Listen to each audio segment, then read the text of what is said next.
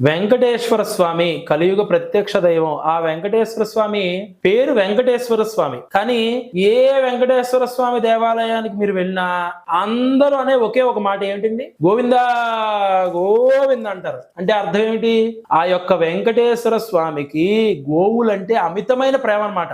వెంకటేశ్వర స్వామికి కూడా అంతే ఇష్టం అనమాట. అందుకే వెంకటేశ్వర స్వామి గోప్రీతి, అంటే గోవుల్ని ఎవరైతే రక్షిస్తారో, గోవుల్ని ఎవరైతే పెంచుతారో, గోవుల్ని ఎవరైతే చక్కగా చూసుకుంటారో వాళ్ళు వెంకటేశ్వర స్వామికి చాలా ఇష్టం అనమాట.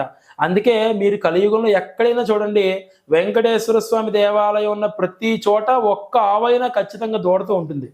దానికి కారణం ఇదే. అంటే గోవిందుడు అంటే గోవులని ఆనందంగా చూసుకునే ఆనందమైనటువంటి మంచివాడు విందుడు అంటే గోవిందుడు అనమాట. అందుకే గోవిందా గోవింద అంటారు.